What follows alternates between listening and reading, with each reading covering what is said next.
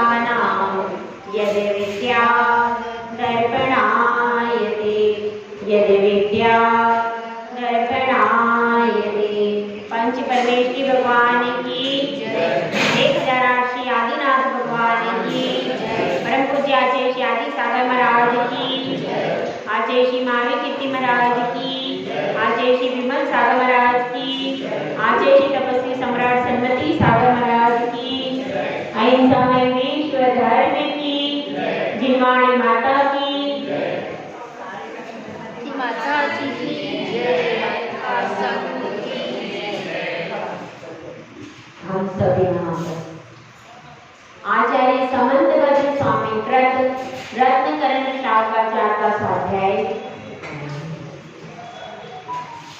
इस जीवन की सार्थकता इसी में है कि हम संयम को धारण करें। यदि हम संयम को धारण नहीं कर पाए तो फिर इस जीवन इस मनुष्य पर्याय का कोई भी अर्थ नहीं है।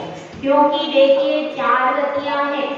नरक गति है, नरक गति में कोई भी संयम को धारण नहीं कर सकता। देव गति है, देव गति में भी कोई संयम को धारण नहीं कर सकता।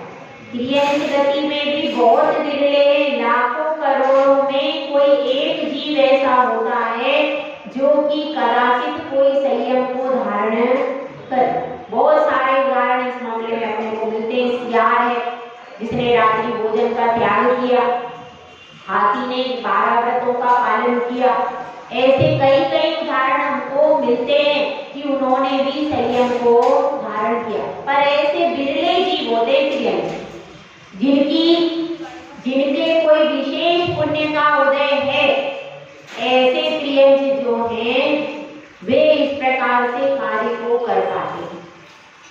लेकिन क्योंकि उनको साधन सुलभ नहीं है, कदाचित मुनिराज वन में कहीं मिले और उनका उपदेश भी यंत्र के लिए तो नहीं फिरता है, वहीं कोई विशेष घटना हो, विशेष उपदेश हो रहा हो तो वो कदाचित सुन लेवे और वो अपना कल्याण करे।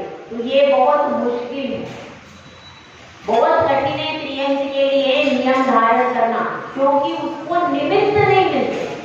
मनुष्य के लिए निमित्त है। आप जिन कुल में आ गए हो तो आपको निमित्त मिलने चालू हो गए। सबसे बड़ा निमित्त आपको मंदिर मिल गया, भगवान के दर्शन मिल गए और मंदिर में साधु का समागम भी होता रहता है तो आपको साधु समागम का भी निमित्त मिल गया। मिल रहा है कि नहीं?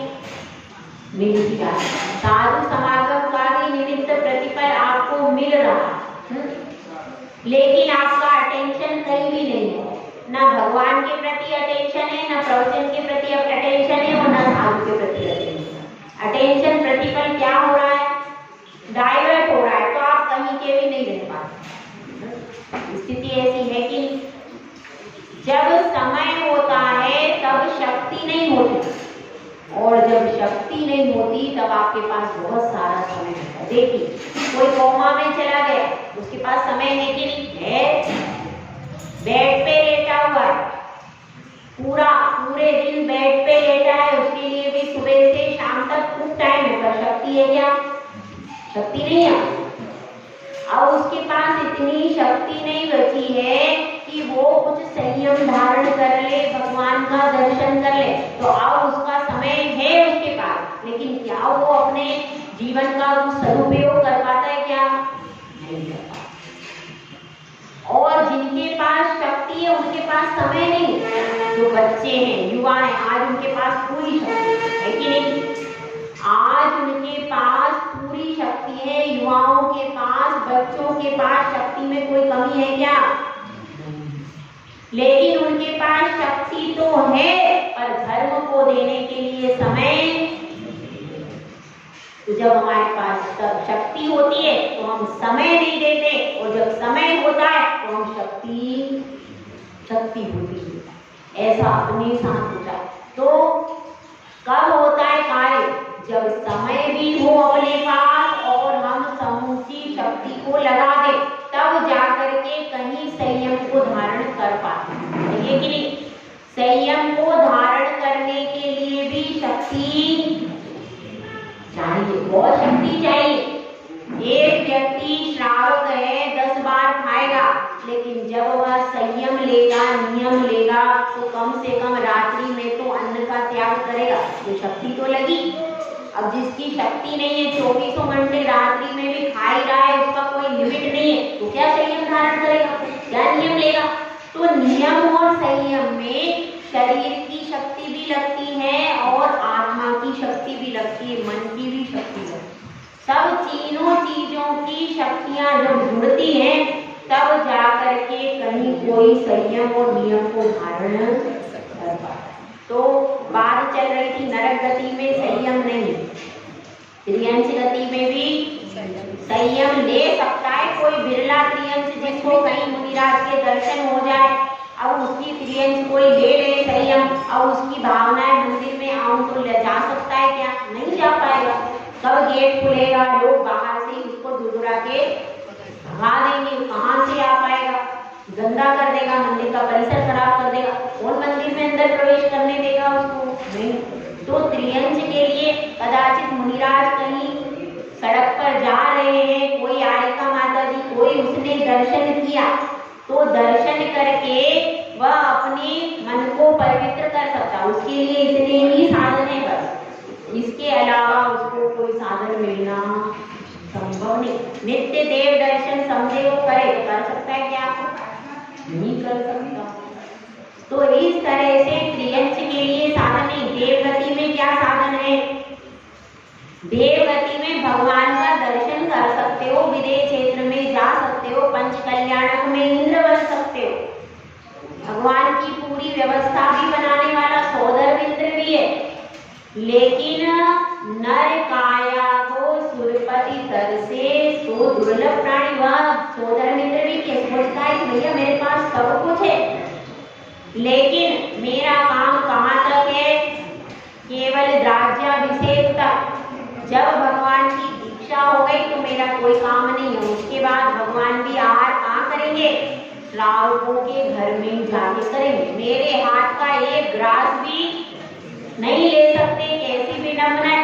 अरे जब से गर्भ से लेकर के गर्भ के भी 6 महीने पहले से मैं लगा हुआ हूँ पूरा। गर्भ के 6 महीने पहले से रत्न वृष्टि में करवा रहा हूँ कि नहीं? करवा रहा हूँ।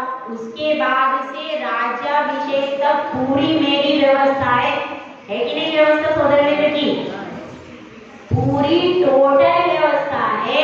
और आज जब इन्हें दीक्षा ले ली तो मैं पानी की बूंद भी नहीं ले सकता। बताओ कितना खराब बात है।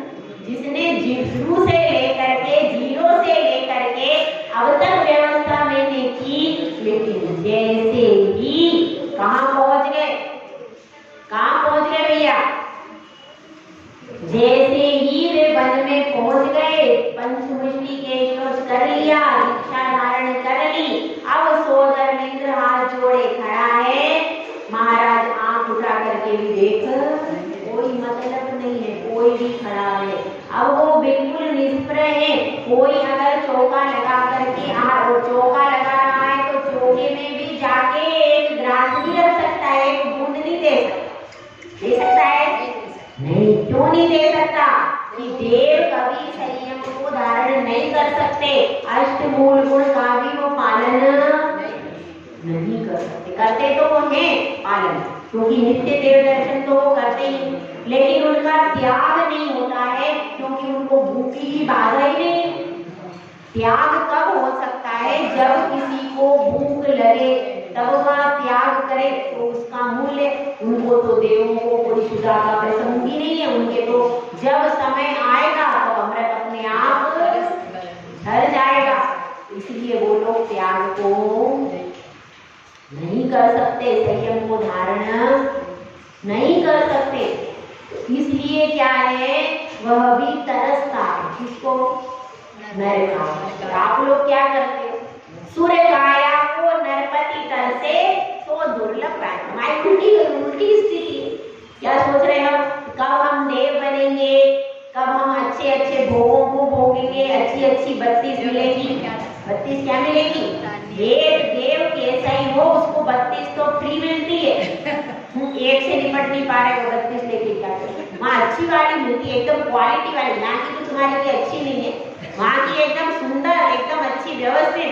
और तुम कहोगे उठो तो उठ जाएगी, तुम कहोगे बैठो तभी बैठी खड़ी रहेगी, जब इतनी अच्छी मिलती। तो वहाँ पर एकदम व्यवस्थित मिलती है। और देव भी अनुशासन में रहते, काम धंधा कुछ है नहीं, वहाँ मिलती इतनी सारी है और काम धंधा उनको कुछ नहीं रहता। सिर्फ क्या होता है, यहाँ से वहाँ वनों में, पर्वतों में, जगह जगह घूमते रहो। और कोई धार्मिक प्रवृत्ति की होगी तो भाई पूजा पाठ करेगी, विदेश क्षेत्र में जाएगी, समोसरण में जाएगी, भगवान के पंच कल्याणकों में जाए। तो ऐसे वहाँ पर ये सब चीजें तो मिलती हैं, लेकिन भोग भोगने के अलावा और कुछ भी नहीं, ध्यान रखना। तो इस तरह से अपने को समझना है, संयम का बहुत मूल्य है। देवगति में कौन से सर्वार्थ सिद्धि का इंद्र भी तुच्छ है, इसके आगे जिस जीव ने 5वां गुणस्थान धारण कर लिया, उससे सर्वार्थ सिद्धि का इंद्र भी छोटा है। छोटा है कि बड़ा है? छोटा। क्यों? क्योंकि उसका गुणस्थान चौथा है, वह केवल सम्यक दृष्टि है। लेकिन यहाँ पर किसी ने 5वां गुणस्थान धारण कर लिया है तो वह उससे बड़ा है। सोचिए, वह सर्वार्थ सिद्धि का जो इंद्र है वह अगले भाव में नियम से मोक्ष जाएगा, मगर वर्तमान काल की अपेक्षा, भविष्य काल की अपेक्षा तो जब वो मोक्ष जाएगा तो बड़ा है, लेकिन वर्तमान काल की अपेक्षा आज सर्वार्थ सिद्धि में जो देवता बैठा है वह यहाँ पर कोई घर में रह रहा है, गृहस्थ है, लेकिन उसने 12 व्रत ले लिए हैं, 2 प्रतिमा धारण कर लिए, तो वह घर में बैठा श्रावक उस इंद्र से बड़ा है। समझ में आ रही? इतना संयम का महत्व है कि नहीं? अपन कहते हैं सर्वार्थ सिद्धि के जय कराए आदिनाथ स्वामी भगवान। शांतिनाथ भगवान सर्वार्थ सिद्धि से आए, आदिनाथ भगवान सर्वार्थ सिद्धि से आए। तो सर्वार्थ सिद्धि बहुत बड़ा पद माना जाता है, लेकिन वह पद भी तुम्हारे आगे फीका हो सकता है। कब? जब तुम संयम को धारण करोगे। अब इसमें यही बताया जा रहा है कि संयम का, नियम का क्या महत्व है, क्या लक्षण है। गाथा नंबर 87। नियमो यमश्च विहितो द्वेधा भोगोपभोग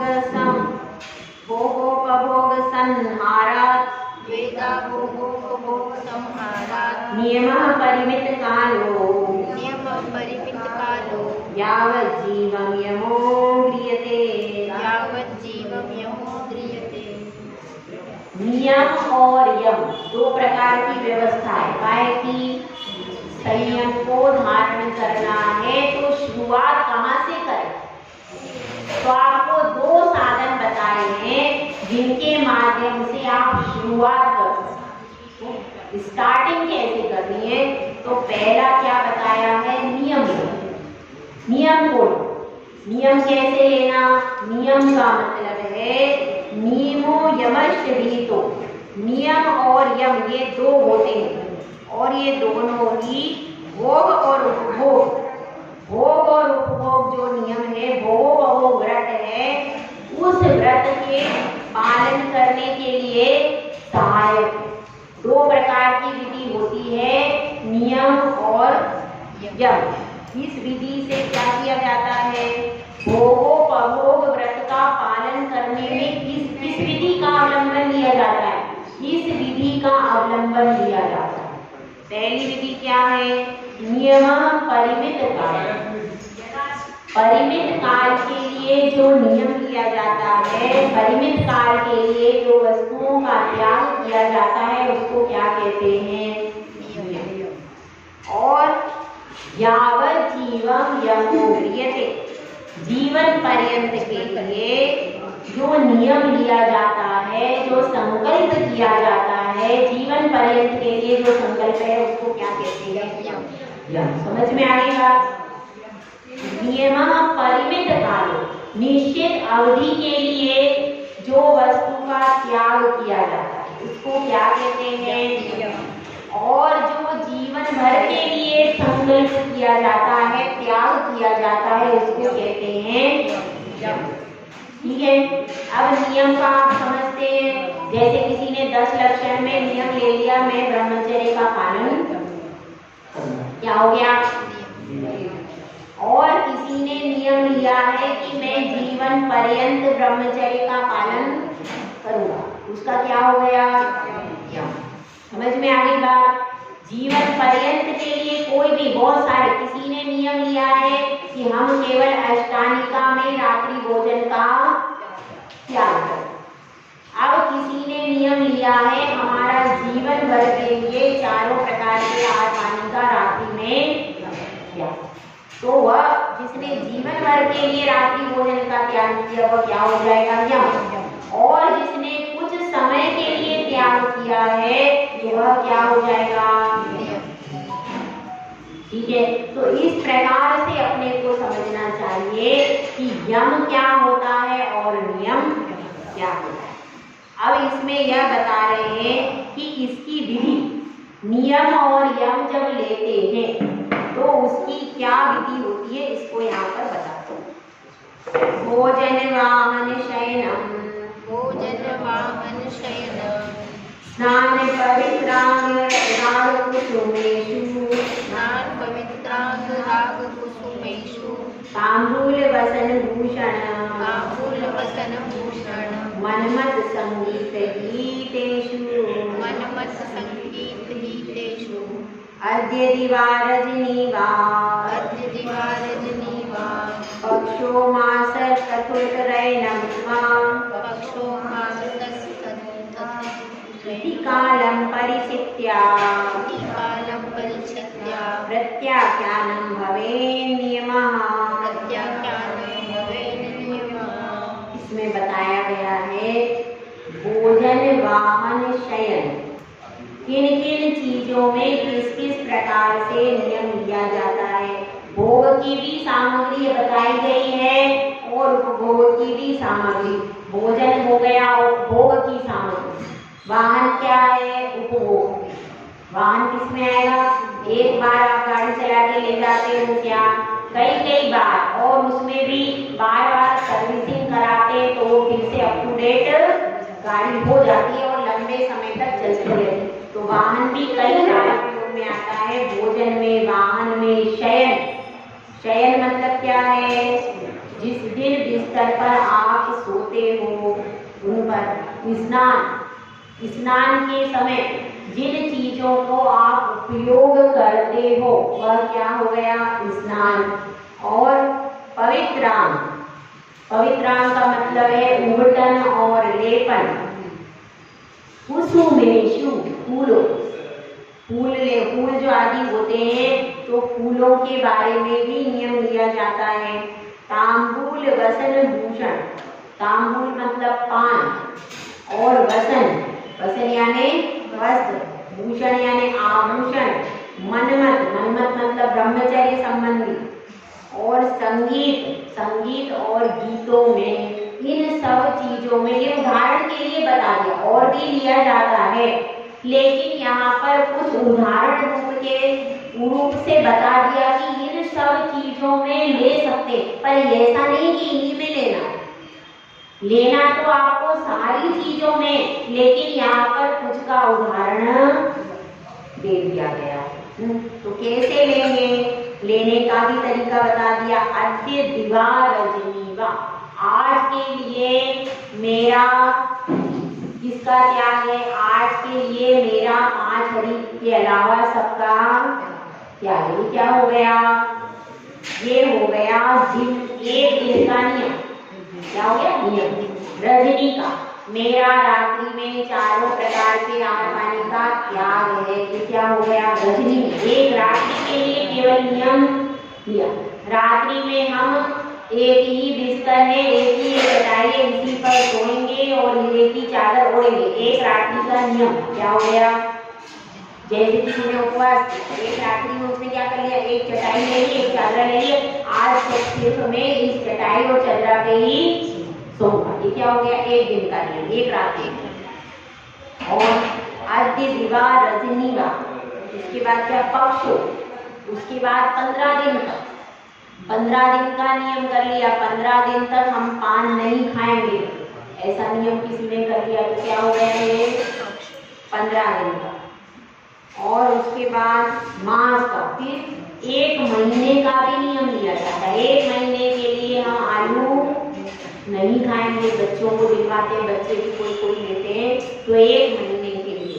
और चतुरैनम वा, और इस प्रकार से है ऋतु, ऋतु कितने दिन समय की होती है भाई, 4 महीने, बताओ ऋतु कितने महीने की होती है भैया, 4 महीने, 6 ऋतु होती है, 6 ऋतु होती है, कितने कितने की होगी पूरे साल भर में, बताओ 2 महीने, 6 महीने की 2 महीने, हाँ 6 ऋतु होती है, तो एक ऋतु होगी 2 महीने की, समझ में आएगा, 6 ऋतु होती है, तो उन 6 ऋतुओं में हर ऋतु अलग अलग होती है, हेमंत शिशिर वसंत, हेमंत शिशिर वसंत, वर्षा ग्रीष्म और शीत, इस प्रकार से 6 शरद शीत होती, शरद ऋतु आएगी, शरद पूर्णिमा, शरद, तो इस प्रकार से 6 जो ऋतु हैं, इन 6 ऋतुओं में अलग अलग दो ऋतु के हिसाब से त्याग करना। जैसे किसी ने त्याग किया, गर्मी का मौसम है तो गर्मी और वर्षा में हम ये कपड़े पहन, सर्दी के जितने भी वस्त्र हैं उनका त्याग, इसमें कोई दिक्कत है क्या, कुछ भी नहीं, हम रजाई नहीं ओढ़ेंगे, हम क्या नहीं करेंगे, हम कंबल नहीं ओढ़ेंगे, हम स्वेटर नहीं पहनेंगे, क्या हो गया, 2 ऋतुओं के हिसाब से आपका त्याग हो गया। और फिर जब आप वर्षा काल समाप्त हो जाता है तब फिर आप ग्रहण करो, तो इसमें दीपावली तक आपको त्याग कर सकते हैं, दीपावली तक के लिए भी त्याग कर सकते हैं कि भाई हमें केवल एक चदरा कब तक ओढ़ेंगे, दीपावली तक। और उसके बाद फिर कौन सी ऋतु शुरू हो जाएगी, शरद ऋतु जब तक प्रारंभ नहीं होती तब तक के लिए आपका, अभी शरद पूर्णिमा के बाद शुरू होगी, शरद पूर्णिमा से चालू होगी, तो उसमें आप फिर आप ले सकते हैं, लेकिन शरद पूर्णिमा के पहले तक अपन याद कर सकते हैं। इस तरह से ऋतु आएगी।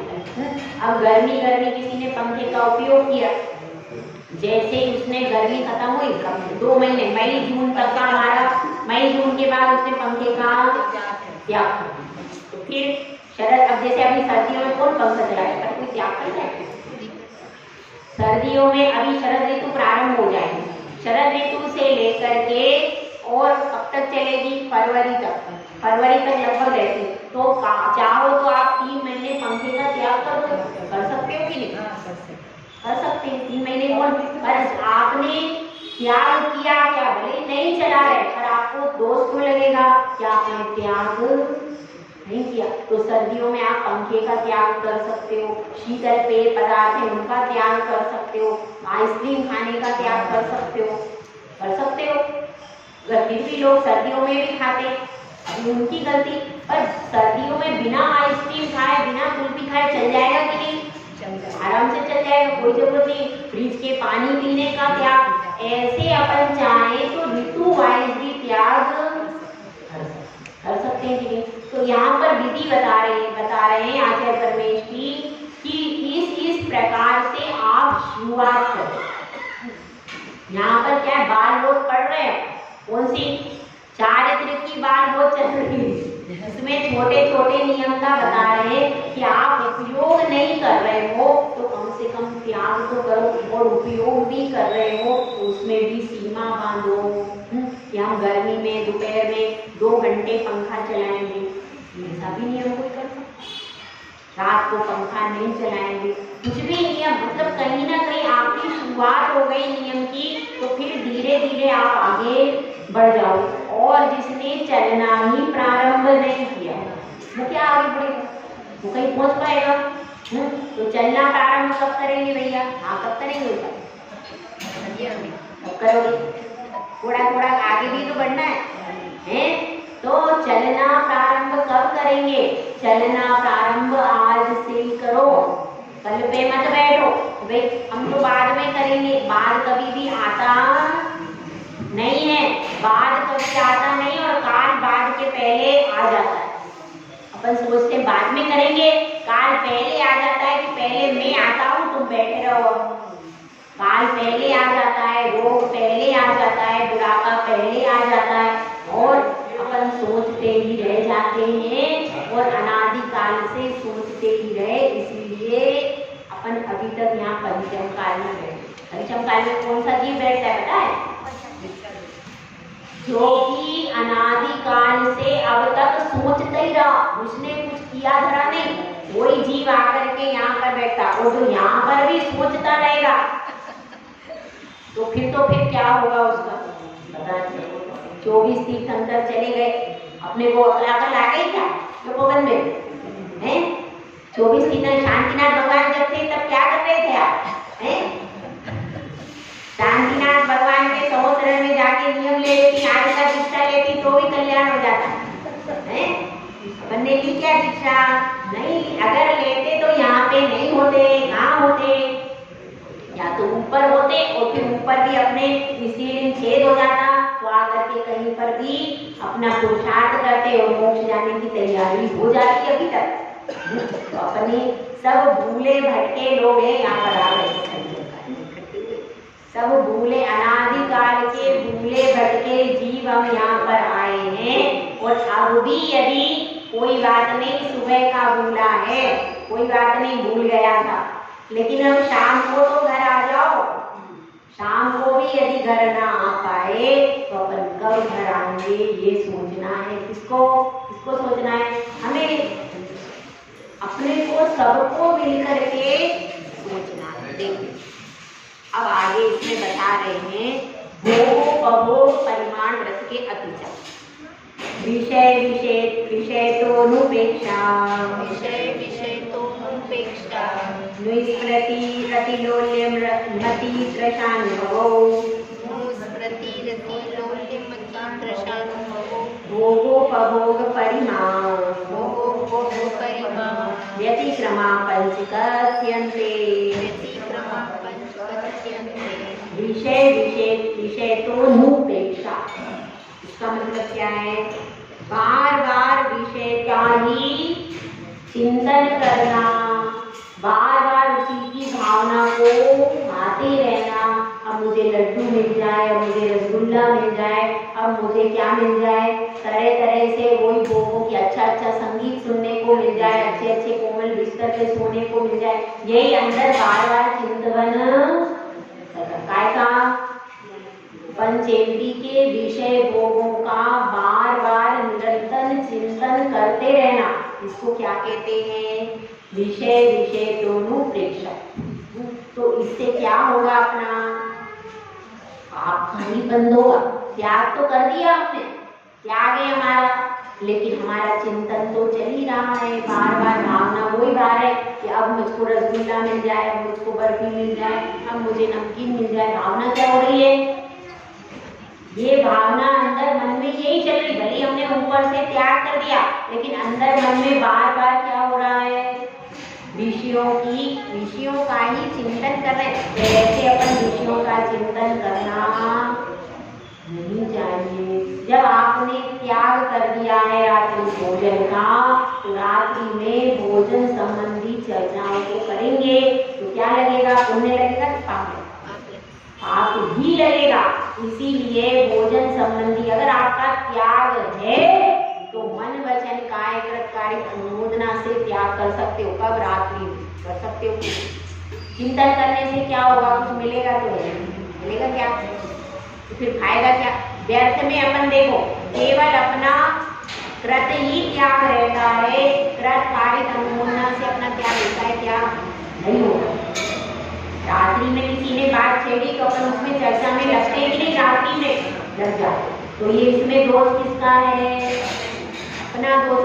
व्यर्थ में अपना, क्योंकि उसमें अनुमोदना हो जाती। हाँ कल क्या बनाना है? कल ये बना लो, कल ये सब्जी बना लेना, कैसे बनाना है ऐसे बना लो। आपका कार्य तो अनुमोदना तो हो ही गई। हो गई कि नहीं? हो गई। तो रात्रि में भोजन संबंधी यदि आपने रात्रि भोजन का त्याग किया और कोई बेचारा नहीं कर पा रहा है चारों प्रकार के आहार का, तो भैया चर्चा तो मत कर, क्योंकि चर्चा करने से व्यर्थ में तुम्हारे पाप का बंध हो रहा है कि नहीं हो रहा है। तो इसलिए यहाँ पर कह रहे हैं बार बार पंचेंद्री के विषय भोगों का आपने एक बार त्याग कर दिया ना, तो बार बार उनकी इच्छा, बार बार उनकी भावना नहीं भाना, उससे अपने को कोई फायदा नहीं है। त्याग तो आपने कर ही दिया। अब त्याग करने के बाद बार बार उसकी चर्चा करोगे तो आपका जो आकारिक और अनुमोदना का जो पुण्य मिल सकता था वो मिलेगा तो नहीं, इसलिए उसका चर्चा नहीं करना। और अनुस्मृति, अब पूर्व में हमने क्या किया था, कुछ भोजन किया था, भोग भोगे थे, वो संगीत मैंने वहां पर सुना था, वो गाना बड़ा बढ़िया था, वो पिक्चर बहुत अच्छी थी। कब देखी थी हमने? 10 साल पहले पिक्चर देखी थी शादी 10 साल पहले पिक्चर देखी थी, बहुत अच्छी पिक्चर थी। उसमें ऐसा नाटक था, ऐसा ड्रामा था। क्या हो रहा है, बार बार उनका स्मरण कर रहे, जो पूर्व में भोगे हैं। देखिए पहले देखी थी तो उसके नाटक को स्मरण कर रहे थे, वो बहुत अच्छी थी, नायिका उसकी बहुत अच्छी थी, बहुत अच्छा इसने नृत्य किया था, उसमें ऐसा हुआ था, उसमें हीरो ने ऐसा किया था, उसमें क्या स्मरण कर रहे हैं, पूर्व में जो भोग होगा था उसका बार बार चिंतन और स्मरण करना, उसको कहते हैं अनुस्मृति। उसके बाद क्या है, रतिलोल, अति बार बार क्या इच्छा होना, पुनः पुनः भोगने की इच्छा होना। कल जो मैंने रसगुल्ला खाया था आज भी बना दो उसको, पहले मैंने को बार बार भोगने की इच्छा, जो मैंने कल ड्रेस पहनी थी अब फिर से वैसी ड्रेस और ले आओ, तो बार बार उनको भोगने की इच्छा करना। एक बार जो प्राप्त हो गया अब क्या इच्छा है, वैसे ही बनाना, वो पहले जैसा बनाया, पहले बहुत अच्छा बनाया था तुमने, अभी तुमने वैसा नहीं बनाया है। ऐसा होता ही अपने साथ। एक बार कोई चीज अच्छी बन जाए तो वो फिर क्या करते हैं कि पहले तुमने जैसी बनाई थी, और एक सा होता ही है, एक बार जो चीज बन जाती है दूसरी बार अपन जितनी कोशिश करें वो चीज कभी नहीं बनती है, और कभी थोड़ी चीज बने तो अच्छी बनती है, और अगर बहुत ज्यादा सलारा कर लिया तो चीज बिगड़ जाती है। होता है कि नहीं ऐसा? ऐसा ही होता है। तो इसलिए क्या है, अब अपन ने बनाया, अब वो कभी कोई चीज अच्छी बन गई तो सब क्या हो गया, सबने ले ली तो खत्म हो गई। अब खत्म हो गई तो सबने क्या कहा, भाई अब दोबारा वही बना दो, तो अब वो दोबारा बनाओगे आप, पर बहुत मुश्किल है, जैसी पहले बनी थी सेम वैसी बन जाए, भले मसाला सब वही डालोगे लेकिन वैसी बनती है क्या? तो जैसे बार बार उनकी इच्छा, वो पहले बहुत अच्छा बनाया था, बहुत अच्छा, बार बार क्या कर रहे हैं, उसी का स्मरण कर रहे हैं। और अत्यधिक उसमें आसक्ति भाव रखना, अत्यधिक चीज को सेवन करते समय इतनी आसक्ति का भाव रखना, पूरा मैं ही खा लूं ऐसी भावना करना। भले अपनी शक्ति नहीं है खाने में लेकिन फिर भी बांटना पसंद नहीं करते हैं, सोचते हैं सारा हम ही सेवन कर लेंगे। इसमें आ जाएगा ये अति तृष्णा, अत्यधिक आसक्ति, अत्यधिक लोलुपता होती है। जब कोई वस्तु अच्छी मिल जाती है तो उसके प्रति ऐसी लोलुपता बच्चों में ज्यादातर होती है।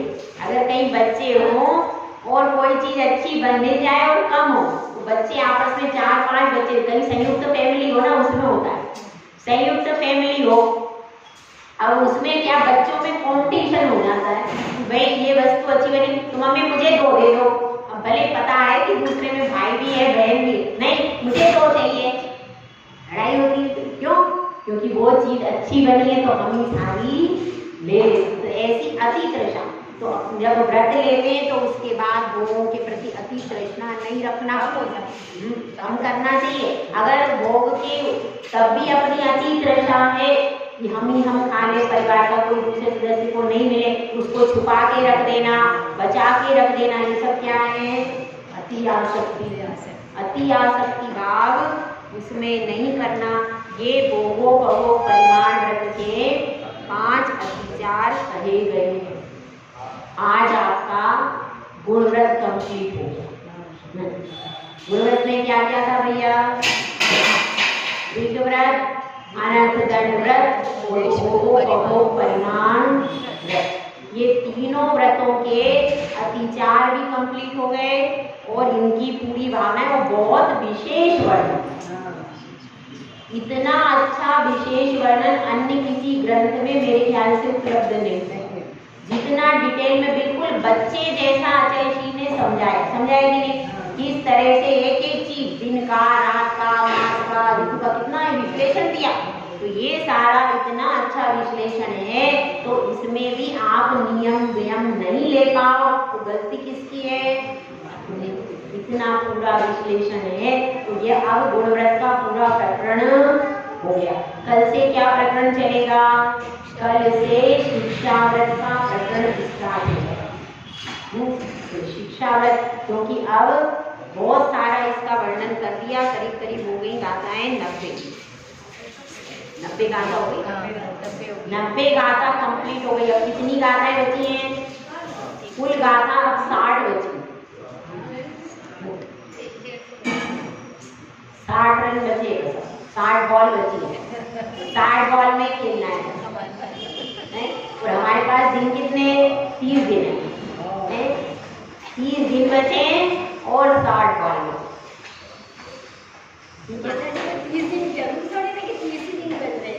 महीने नहीं, दीपावली तक हमारा लक्ष्य होता है, दीपावली तक